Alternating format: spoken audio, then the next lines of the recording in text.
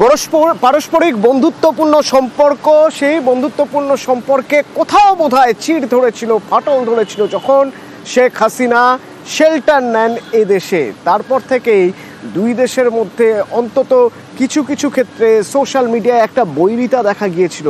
দুই দেশের রাষ্ট্রপ্রধান কখনো তারা মিট করেননি। তবে হ্যাঁ, ও দেশের সীমান্ত রক্ষার দায়িত্বে যারা, তারা আমাদের দেশে এসে আমাদের দেশের যারা সীমান্ত রক্ষার দায়িত্বে তাদের সঙ্গে মিটিং করেছেন। কিন্তু এই প্রথম দুই দেশের রাষ্ট্রপ্রধান তারা দেখা করলেন, বৈঠকে বসলেন।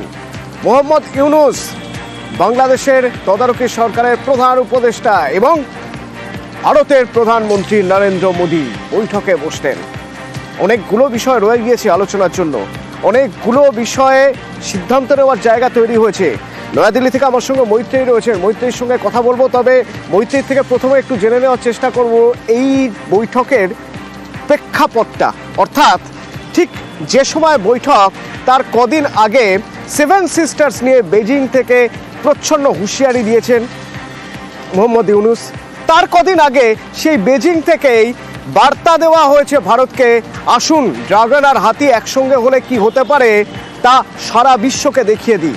এই প্রেক্ষাপটে এই বৈঠক। মৈত্রী, একেবারেই দেখো, এবং এই দুই প্রেক্ষাপটের সঙ্গে আমি আরো একটা জিনিস যোগ করব, নরেন্দ্র মোদীর ইউএস সফর এবং সেখানে ডোনাল্ড ট্রাম্পকে পাশে নিয়েই বাংলাদেশ সংক্রান্ত বার্তা ডোনাল্ড ট্রাম্পের। ফলে এই তিনটি জিনিসের প্রেক্ষাপটে কিন্তু আজকের এই বৈঠক হচ্ছে। যখন প্রধানমন্ত্রী নরেন্দ্র মোদী ইউএস সফরে গিয়েছিলেন তার পরপরই কিন্তু সেই সময়ই তারা যোগাযোগ করেছিলেন। মোহাম্মদ ইউনূসকে আমরা দেখেছিলাম তিনি ইলন মাস্কের সঙ্গে টেলিফোনিক কথোপকথন করতে, এবং তারপর বেজিং ছুটে গিয়েছিলেন মোহাম্মদ ইউনূস, এবং সেভেন সিস্টার্স নিয়ে তার যে বক্তব্য, সেই বক্তব্যের পরিপ্রেক্ষিতে দাঁড়িয়ে যথেষ্টই টেনশনের পরিস্থিতি তৈরি হয়েছিল। এবং সার্বিকভাবেই গত প্রায় এক বছর ধরে, অগস্ট মাস থেকে যখন শেখ হাসিনা তিনি ক্ষমতাচ্যুত হন এবং তিনি দেশ থেকে পালিয়ে এসে ভারতে আশ্রয় নেন, তারপর থেকে কিন্তু দুদেশের মধ্যে পারস্পরিক সম্পর্কের অবনতি ক্রমেই ঘটছিল। সেখানে হিন্দুদের বিরুদ্ধে হিন্দু সহ অন্যান্য সংখ্যালঘুদের বিরুদ্ধে যে সমস্ত অত্যাচার করা হচ্ছিল, সেই ঘটনার বিরুদ্ধে ভারত বারবার কূটনৈতিকভাবে তারা সরব হয়েছেন, ভারতের বিদেশ মন্ত্রক সরব হয়েছে, এবং দু দেশের মধ্যে যে বাণিজ্যিক সম্পর্ক, সেই সম্পর্ক কিন্তু কোথাও একটা গিয়ে তলানিতে গিয়ে ঠেকেছে। ফলে কূটনৈতিক এবং বাণিজ্যিক সম্পর্কের যখন এতটা তলানিতে রয়েছে, সেই পরিস্থিতিতে দাঁড়িয়ে দুই রাষ্ট্রপ্রধানের বৈঠক হওয়া অত্যন্ত তাৎপর্যপূর্ণ, যেটা মনে করা হচ্ছে গতকাল থেকে কিন্তু এই ইঙ্গিত পাওয়া যাচ্ছে। দিল্লি কিভাবে দেখছে আমি তোমার থেকে পরবর্তীতে জানবো। আমার সঙ্গে আন্তর্জাতিক সম্পর্ক বিশেষজ্ঞ সম্পূর্ণা গোস্বামী রয়েছে। সম্পূর্ণা, অত্যন্ত গুরুত্বপূর্ণ একটা জায়গা, যে জায়গায় এই বৈঠকটা হচ্ছে।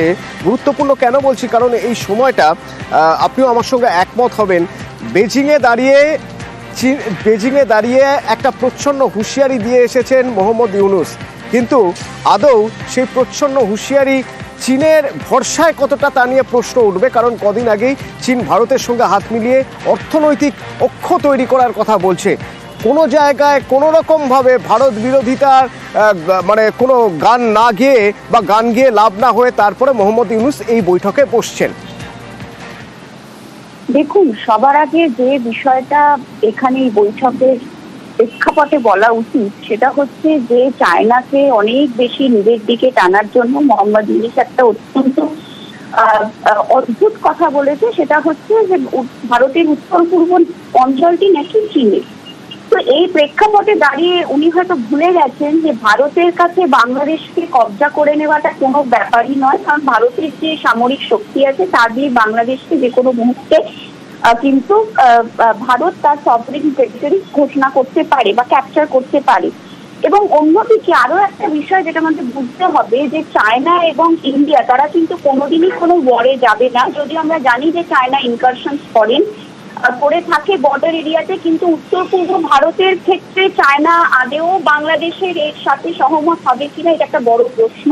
কারণ ভারত এবং চায়না যেভাবে থার্ড ওয়ার্ল্ড কান্ট্রিজের ক্ষেত্রে একত্রিতভাবে তারা ওয়েস্টার্ন নেশনদের চ্যালেঞ্জ করে থাকে, বা ক্লাইমেটের ক্ষেত্রে যেভাবে তারা কোঅপারেট করে, বিভিন্ন ফোরামে তারা কোঅপারেট করে, এবং সবচেয়ে বড় কথা অর্থনৈতিক দিক থেকে কিন্তু চায়না ইন্ডিয়া ভীষণভাবে একটা পার্টনারশিপের মধ্যে রয়েছে এবং আগামী দিনে থাকবে।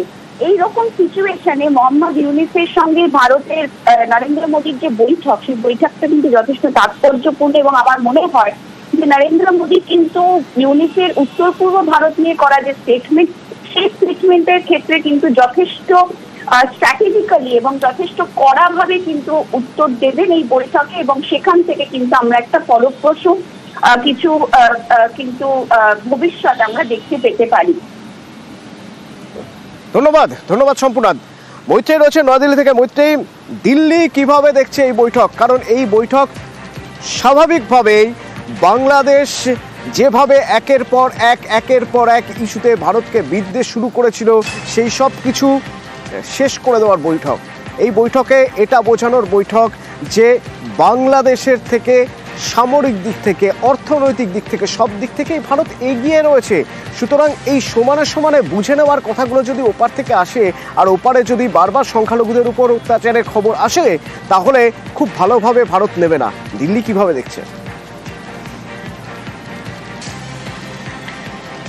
একেবারে দেখো, যদি দিল্লির অবস্থান একটু আমরা ধারাবাহিকভাবে দেখি, তাহলে বোঝাই যাবে যে এই বৈঠকেও কিন্তু দিল্লি যথেষ্টই আপার হ্যান্ড নিয়েই যাবেন। প্রধানমন্ত্রী নরেন্দ্র মোদী তার যে অবস্থান, কারণ ভারতের সার্বিকভাবে কূটনৈতিকভাবে যে অবস্থান, সেটা ভারতের পক্ষে এর আগেই একাধিকবার পরিষ্কার করে দেওয়া হয়েছে। এবং সাম্প্রতিক কালের যে ডেভেলপমেন্টসের দিকে যদি একটু তাকানো যায়, চীনের সঙ্গে ভারতের বৈঠক, যদিও চীনের সঙ্গে বাংলাদেশেরও বৈঠক হয়েছে, কিন্তু তারপরেও চীনের সঙ্গে ভারতের যে সম্পর্ক রয়েছে এবং ইউএসের সঙ্গে ভারতের সাম্প্রতিক যে ডেভেলপমেন্ট হয়েছে, যে সম্পর্কের উন্নতি, এবং ডোনাল্ড ট্রাম্পের সঙ্গে প্রধানমন্ত্রী নরেন্দ্র মোদীর বৈঠক, সব মিলিয়ে ভারতের এই মুহূর্তে কিন্তু ভারতের জোর অনেকটাই বেশি। কিছুদিন আগে পর্যন্ত ভারত বাংলাদেশ এবং অত্যন্ত তাৎপর্যপূর্ণভাবে এই বৈঠকের কথা প্রথম এসেছে পদ্মা পার থেকে, বাংলাদেশ থেকে প্রথম এই বৈঠকের জন্য প্রস্তাব এসেছে।